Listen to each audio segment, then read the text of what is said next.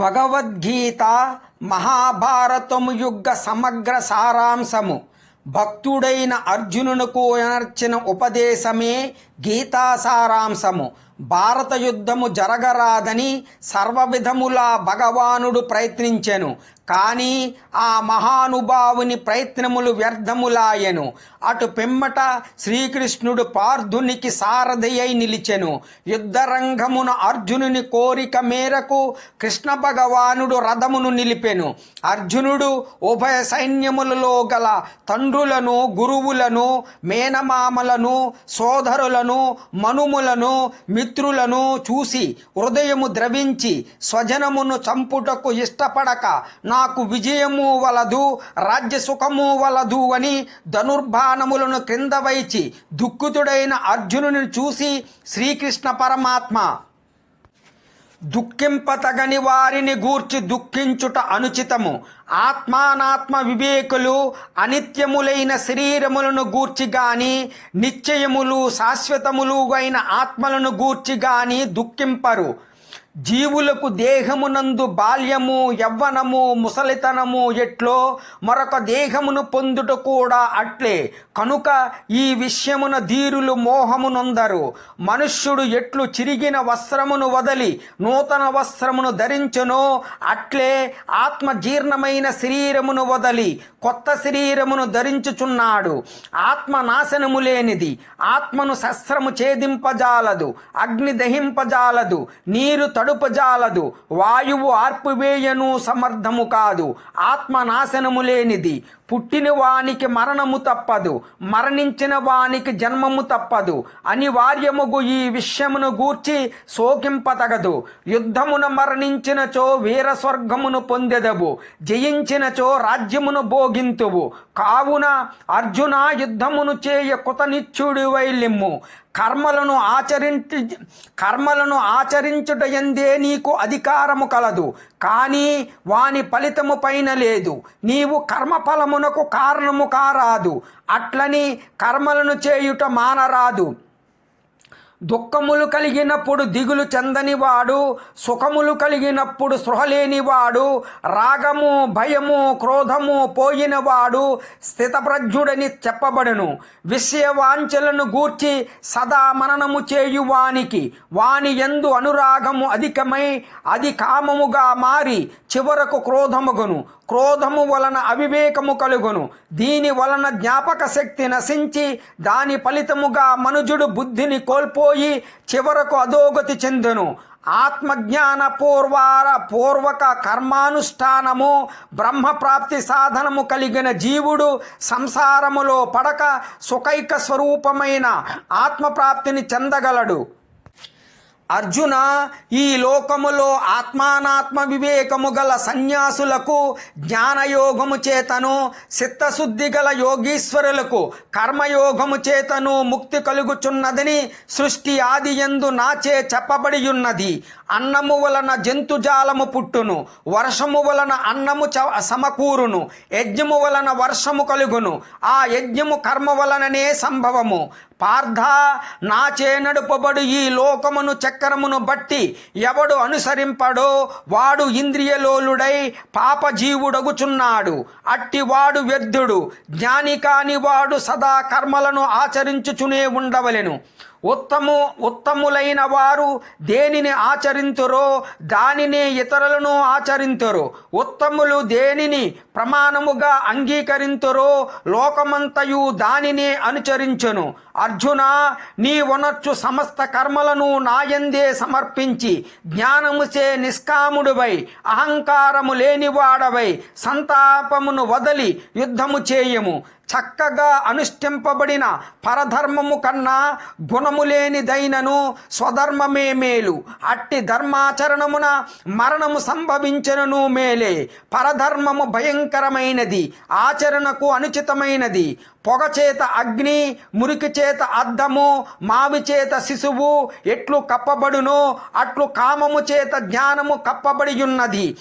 ఏ కాలమున ధర్మమునకు హాని కలుగునో అధర్మము వృద్ధి నొందునో ఆయా సమయములయందు శిష్ట రక్షణ దుష్ట శిక్షణ ధర్మ సంరక్షముల కొరకు ప్రతి యుగమున అవతారము దాల్చుచున్నాను. అనురాగము భయము క్రోధము వదలి నా యందు మనస్సు లగ్నము చేసి ఆశ్రయించిన సత్పురుషులు జ్ఞానయోగము చేత పరిశుద్ధులై నా సాన్నిధ్యమును పొందిరి. ఎవరెవరు ఏ ఏ విధముగా నన్ను తెలియగోరుచున్నారో వారిని ఆయా విధములుగా నేను అనుగ్రహించుచున్నాను.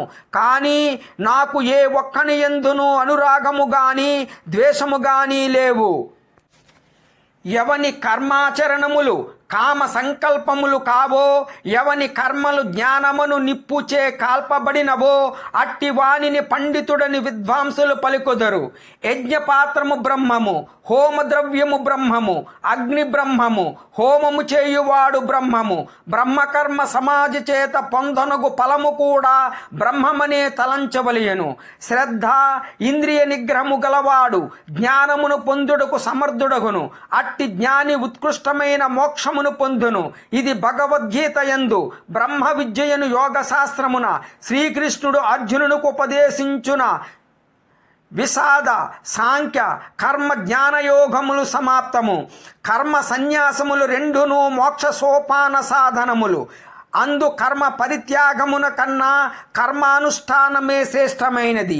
ఎవడు ఫలాపేక్ష కాంక్షింపక బ్రహ్మార్పణముగా కర్మలను ఆచరించునో అతడు తామరాకున నీటి బిందువులు అంటని రీతి పాపమున చిక్కబడడు. ఎవని అజ్ఞానము జ్ఞానము చేత నశింపబడునో అతనికి జ్ఞానము సూర్యుని వలె ప్రకాశించి పరమాత్మతత్వమును చూపును. విద్య వినయ సంపన్నుడగు బ్రాహ్మణుని యందును సునక మాంసము వండుకుని తిను వాని యందును పండితులు సమదృష్టి కలిగియుండును. దేహత్యాగమునకు ముందు ఎవడు కామ క్రోధాది హర్షడ్వర్గములను జయించునో అట్టివాడు యోగి అనబడును. ఎవడు ఇంద్రియములను జయించి దృష్టిని భూమధ్యమున నిలిపి ప్రాణాపాన వాయువులను స్తంభింపజేసి మనస్సును బుద్ధిని స్వాధీనమునర్చుకుని మోక్షాసక్తుడై ఉండునో అట్టివాడే ముక్తుడు అనబడును. సకల యజ్ఞ తపః ఫలములను పొందివానిగాను సకల ప్రపంచ నియమానికునుగాను నన్ను గ్రహించిన మహనీయుడు మోక్షమును పొందుచున్నాడు. అర్జున, సన్యాసమని దేనినందురో దానినే కర్మయోగమనియు అందురు. అట్టి ఎడ సంకల్పము త్యాగమునర్పని వాడు యోగి కాజాలడు. యుక్తాహార విహారాదులు కర్మాచరణము గలవానికి ఆత్మ సంశయ యోగము లభ్యము. గాలి లేని చోట పెట్టిన దీపము నిశ్చలముగా ప్రకాశించులాగుగానే మనోనిగ్రహము కలిగి ఆత్మయోగము అభ్యసించిన వాని చిత్తము నిశ్చలముగా నుండును. సకల భూతముల యందు సమదృష్టి కలిగిన వాడు అన్ని భూతములు తన యందును తనను అన్ని భూతముల యందును చూచుచుండును. అర్జున, ఎట్టివానికైనను మనస్సును నిశ్చలముగా నిల్పుట దుసాధ్యమే. అయినను దానిని అభ్యాస వైరాగ్యముల చేత నిరోధింపవచ్చును. అర్జున, పరిపూర్ణమైన విశ్వాసముతో నన్ను ఆశ్రయించి వినయముతో ఎవరు సేవించి భజింతురో వారి సమస్త యోగులలో ఉత్తములు. వేల కొలది జనులలో ఏ ఒక్కడో జ్ఞాన సిద్ధి కొరకు ప్రయత్నించెను. అట్లు ప్రయత్నించిన వారిలో ఒకానొకడు మాత్రమే నన్ను యథార్థముగా తెలుసుకొనగలుగుచున్నాడు. భూమి, జలము, అగ్ని, వాయువు, ఆకాశము, మనస్సు, బుద్ధి, అహంకారము అని నా మాయాశక్తి 8 విధములైన భేదములతో ఒప్పియున్నదని గ్రహింపుము. అర్జున, నాకన్నా గొప్పవాడు గాని గొప్ప వస్తువు గాని మరేదియు ప్రపంచమున లేదు. సూత్రమున మనులు గుర్చబడినట్లు ఈ జగమంతయు నాయందు నిక్షిప్తమయ్యున్నది.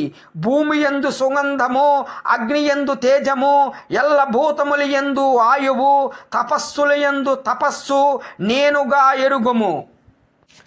పార్థ, త్రిగుణాత్మకము దైవ సంబంధముగు అయిన నా మాయ అతిక్రమింపరానిది.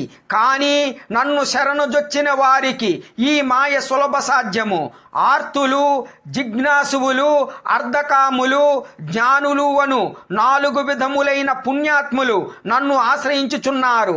జ్ఞాన సంపన్నుడైన మానవుడు అనేక జన్మములెత్తిన పిమ్మట విజ్ఞాని అయి నన్ను శరణు నొందుచున్నాడు. ఎవడు అంతఃకాలమున నన్ను స్మరించుచు శరీరమును వదులుచున్నాడో వాడు నన్నే చెందుతున్నాడు.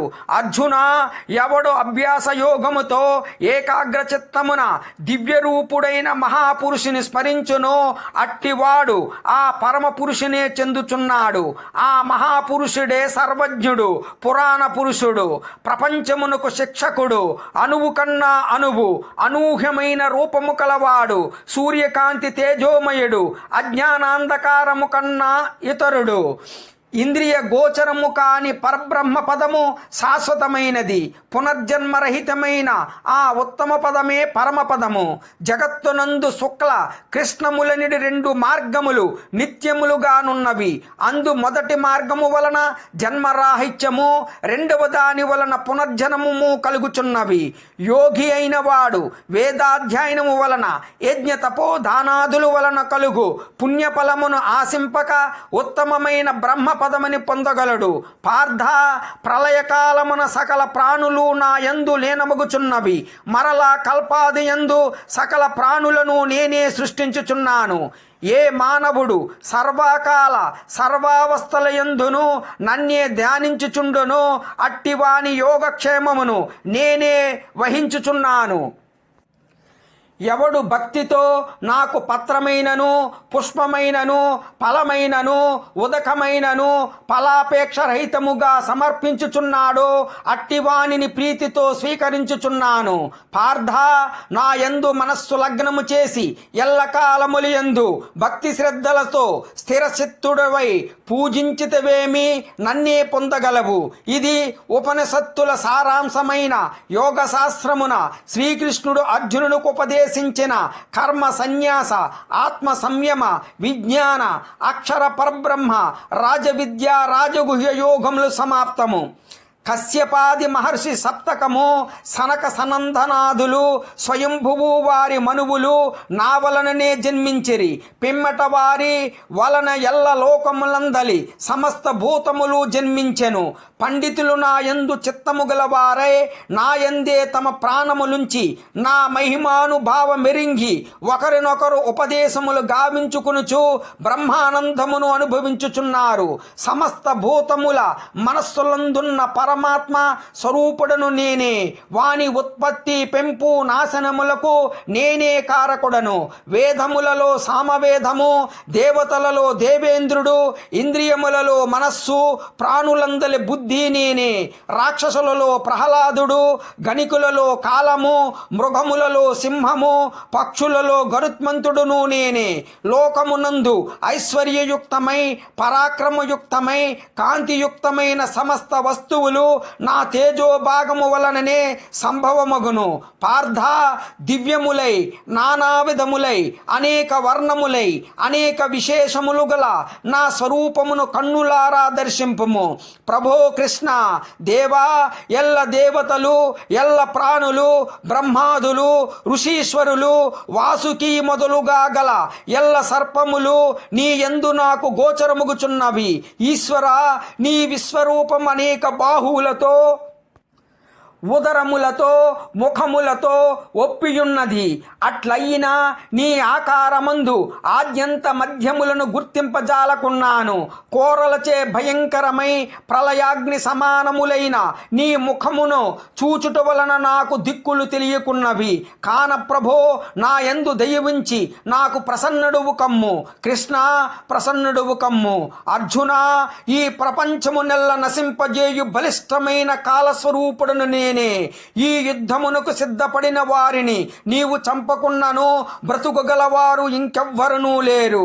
ఇప్పటికే ద్రోణ, భీష్మ, జయద్రథ, కర్ణాది యోధ వీరులు నాచే సంహరింపబడిరి. ఇక మిగిలిన శత్రు వీరులను నీవు సంహరింపము.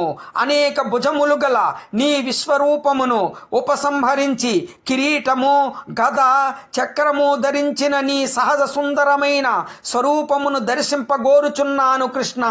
అర్జున, నీవు దర్శించిన నా స్వరూపమును ఎవ్వరనూ చూడజాలరు. ఈ విశ్వరూపమును దర్శింప దేవతలందరూ సదా కోరుచుండెరి. ఎవరు నాయందే మనస్సు లగ్నము చేసి శ్రద్ధాభక్తులతో నన్ను ధ్యానించుచున్నారో అట్టివారు అత్యంతము నాకు ప్రీతిపాత్రులు. వారే ఉత్తమ పురుషులు. అభ్యాస యోగము కన్నా జ్ఞానము, జ్ఞానము కన్నా ధ్యానము, దానికన్నా కర్మఫల త్యాగము శ్రేష్టము. అట్టి త్యాగము వలన సంసార బంధనము తొలగి మోక్ష ప్రాప్తి సంభవించుచున్నది. ఎవడు కోరికలు లేనివాడై పవిత్రుడై పక్షపాతరహితుడై భయమును వీడి కర్మఫల త్యాగి అయి నాకు భక్తుడగును అట్టివాడు నాకు మిక్కిలి ప్రీతిపాత్రుడు. శత్రుమిత్రుల యందును మానముల యందును శీతోష్ణ సుఖ దుఃఖాదుల యందును సమబుద్ధి కలిగి సంగరహితుడై నిత్య సంతుష్టుడై చలించని మనస్సు గలవాడై నా యందు భక్తి ప్రవృత్తులు చూప మానవుడు నాకు ప్రీతిపాత్రుడు. అర్జున, దేహము క్షేత్రమనియు దేహము నెరిగిన వాడు క్షేత్రజ్ఞుడని పెద్దలు చెప్పుదరు. ఆత్మజ్ఞానమునందు మనస్సు లగ్నము చేయుట, మోక్ష ప్రాప్తి యందు దృష్టి కలిగియుండుట, జ్ఞాన మార్గములన్నీయు వానికి ఇతరములైనవి అజ్ఞానములనియు చెప్పబడను. ప్రకృతిని మాయని అందురు. అది శరీర సుఖ దుఃఖాదులను తెలియజేయను. క్షేత్రజ్ఞుడు ఆ సుఖ దుఃఖములను అనుభవించుచుండను. శరీరము నశించినను తాను నశింపక ఎవడు సమస్త భూతములందున్న పరమేశ్వరుని చూచునో వాడే ఎరిగినవాడు. అర్జున, గుణనాశరహితుడైన వాడు పరమాత్మ. అట్టి పరమాత్మ దేహాంతర్గతుడైనను కర్మలను ఆచరించువాడు కాడు. పార్థ, సూర్యుడొక్కడే ఎల్ల జగత్తులను ఏ విధముగా ప్రకాశింపజేయుచున్నాడో ఆ విధముగానే క్షేత్రజ్ఞుడు ఎల్ల దేహములను ప్రకాశింపజేయుచున్నాడు. ఇది ఉపనిషత్తుల సారాంశమైన గీతాశాస్త్రమందు శ్రీకృష్ణుడు అర్జునుడికి ఉపదేశించిన విభూతి యోగము, విశ్వరూప సందర్శన యోగము, భక్తి యోగము, క్షేత్రజ్ఞ విభాగ యోగములు సమాప్తము. జ్ఞానార్జనమున మహనీయులైన ఋషీశ్వరులు మోక్షమును పొందిరి. అట్టి మహత్తరమైన జ్ఞానమును నీకు ఉపదేశించుచున్నాను. అర్జున, ప్రపంచమున జన్మించు ఎల్ల చరాచర సమూహములకు ప్రకృతి తల్లి వంటిది. నేను తండ్రి వంటి వాడను. అర్జున, త్రిగుణములలో సత్వగుణము నిర్మల మగుటము చేసి సుఖ జ్ఞానాభిలాషల చేత ఆత్మను దేహమునందు బంధించుచున్నది. ఓ కౌంతేయ, రజోగుణము కోరికల యందు అభిమానము, అనురాగము పుట్టించి ఆత్మను బంధించుచున్నది. అర్జున, అజ్ఞానము వలన పుట్టినది తమోగుణము. అది సర్వ ప్రాణులను మోహింపజేయునది. ఆ గుణము మనుజుని ఆలస్యముతోనూ అజాగ్రత్తతోనూ నిద్రతోనూ బద్ధుని చేయను. మానవమానముల యందు శత్రుమిత్రుల యందు సమమైన మనస్సు గల వారిని త్రిగుణాతీతుడందురు. బ్రహ్మమే మూలముగా నికృష్టమైన అహంకారము కొమ్మలుగా గల అశ్వత్థ వృక్షము అనాది అయినది. అట్టి సంసార వృక్షమునకు వేదములు ఆకులు వంటివి. అట్టి దానిని ఎరింగిన వాడే వేదార్థ సార మెరింగినవాడు. పునరావృతి రహితమైన మోక్ష పదము సూర్య చంద్రాదుల ప్రకాశమునకు అతీతమై నా ఉత్తమ పదమై ఉన్నది. దేహులందు జఠరాగ్ని స్వరూపుడవై వారు భుజించు భక్ష భోజ్య శోష్య లేహ్య పదార్థముల జీర్ణము చేయుచున్నాను. పార్థ, సహనము, ఓర్పు, ధైర్యము, శుద్ధి, ఇతరులను వంచుకుండుట, కావరము లేకుండుట మొదలగు గుణములు దైవాంశ సంభూతములకుందును. అట్లే డంబము, గర్వము, అభిమానము, క్రోధము, కఠినపు మాటలాడుట, అవివేకము మొదలగు గుణములు రాక్షసాంశమున పుట్టిన వారికుండను. కామ, క్రోధ, లోభము ఆత్మను నాశనము చేయును. అవి నరక ప్రాప్తికి హేతువులు. కావున వానిని వదిలివేయవలేను. శాస్త్ర విషయముననుసరింపక ఇచ్ఛా మార్గమున ప్రవర్తించువాడు సుఖ సిద్ధులను పొందజాలడు, పరమపదమును పొందజాలడు. జీవులకు గల శ్రద్ధ పూర్వజన్మ వాసనా ఫలము వలన లభ్యము. అది రాజసము, సాత్వికము, తామసములని 3 విధములుగానున్నవి. సత్వగుణులు దేవతలను, రజోగుణులు యక్ష రాక్షసులను, తమోగుణులు భూత ప్రేత గణంబులను శ్రద్ధాభక్తులతో పూజించుచుందురు. ఇతరుల మనస్సులను నొప్పింపనిదియు ప్రియము, హితములతో కూడిన సత్య భాషణము, వేదాధ్యయన మొనర్చుట వాచిక తపః అని చెప్పబడును. జ్యోతిష్టోమాది కర్మల నాచరింపకుండుట సన్యాసమనియు, కర్మఫలము ఈశ్వరార్పణ మొనర్చుట త్యాగమనియు పెద్దలు చెప్పుదరు. కర్మఫలములు ప్రియములు, అప్రియములు, ప్రియాతి ప్రియములని 3 విధములు. కర్మఫలము కోరిన వారు జన్మాంతరములందు ఆ ఫలములను పొందుచున్నారు. కోరని వారు ఆ ఫలములను జన్మాంతరమున పొందజాలకున్నారు. అర్జున, కర్మ మోక్ష మార్గముల కర్తవ్య భయాభయముల బంధ మోక్షముల ఏ జ్ఞాన మెరుగుచున్నదో అది సత్వగుణ సముద్భవమని ఎరుగుము. ఈశ్వరుడు ఎల్ల భూతములకు నియామకుడై ప్రాణుల హృదయమందున్నవాడై జంత్రగాడు బొమ్మల నాడించు రీతిగా ప్రాణుల భ్రమింపజేయుచున్నాడు. సమస్త కర్మలను నాకర్పించి నన్నే శరణ పొందిన ఎల్ల పాపముల నుండి నిన్ను విముక్తిని గావింతును. నీవు చింతింపుకము. ఎవడ పరమోకృష్టమైనదియు పరమ రహస్యమైన ఈ గీతాశాస్త్రమును నా భక్తులకు ఉపదేశము చేయుచున్నాడో వాడు మోక్షమున కరుహుడు. ధనంజయ, పరమ గోప్యమైన ఈ గీతాశాస్త్రమును చక్కగా వింటివా? నీ అజ్ఞాన జనితమైన అవివేకము నశించినదా? అచ్యుత, నా అవివేకము నీ దయ వలన తొలగెను. నాకు సుజ్ఞానము లభించినది. నాకు సందేహములన్నీయు తొలగినవి. నీ ఆజ్ఞను శిరసావహించెదను. యోగీశ్వరుడగు శ్రీకృష్ణుడు, ధనుర్ధారియగు అర్జునుడు ఎచట నుందురో అచట సంపద, విజయము, ఐశ్వర్యము, స్థిరమగు నీతియుండును. గీతాశాస్త్రమునెవరు పఠింతురో వారు భయ శోకాది వర్జితులై విష్ణు సాహిత్యమును పొందుదురు. ఇది ఉపనిషత్తుల సారాంశమైన గీతాశాస్త్రమునందు శ్రీకృష్ణుడు అర్జునునికి ఉపదేశించిన గుణత్రయ విభాగ, పురుషోత్తమ ప్రాప్తి, దేవాసుర సంపద విభాగ, శ్రద్ధాత్రయ విభాగ, మోక్ష సన్యాస యోగములు సర్వము సమాప్తము. ఓం సర్వే జనా సుఖినో భవంతో సమస్త సన్మంగళాని సంతో అసతో మా సద్గమయ తమసో మా జ్యోతిర్గమయ మృత్యోర్మా అమృతం గమయ. ఓం శాంతి శాంతి శాంతి. సర్వే జనా సుఖినో భవంతు. భగవద్గీత మహాభారతము యుగ సమగ్ర సారాంశము. భక్తుడైన అర్జునునకు ఎనర్చిన ఉపదేశమే గీతా సారాంశము. భారత యుద్ధము జరగరాదని సర్వవిధములా భగవానుడు ప్రయత్నించెను. కానీ ఆ మహానుభావుని ప్రయత్నములు వ్యర్థములాయెను. అటు పిమ్మట శ్రీకృష్ణుడు పార్థునికి సారథి అయి నిలిచెను. యుద్ధరంగమున అర్జునుని కోరిక మేరకు కృష్ణ భగవానుడు రథమును నిలిపెను. అర్జునుడు ఉభయ సైన్యములలో గల తండ్రులను, గురువులను, మేనమామలను, సోదరులను, మనుములను, మిత్రులను చూసి హృదయము ద్రవించి స్వజనమును చంపుటకు ఇష్టపడక నాకు విజయము వలదు, రాజ్యసుఖము వలదు అని ధనుర్బాణములను క్రింద వైచి దుఃఖితుడైన అర్జునుని చూసి శ్రీకృష్ణ పరమాత్మ, దుఃఖింపతగని వారిని గూర్చి దుఃఖించుట అనుచితము. ఆత్మానాత్మ వివేకులు అనిత్యములైన శరీరములను గూర్చి గాని, నిశ్చయములు శాశ్వతములు అయిన ఆత్మలను గూర్చి గాని దుఃఖింపరు. జీవులకు దేహమునందు బాల్యము యవ్వనము ముసలితనము ఎట్లో మరొక దేహమును పొందుట కూడా అట్లే. కనుక ఈ విషయమున ధీరులు మోహమునొందరు. మనుష్యుడు ఎట్లు చిరిగిన వస్త్రమును వదలి నూతన వస్త్రమును ధరించునో అట్లే ఆత్మ జీర్ణమైన శరీరమును వదలి కొత్త శరీరం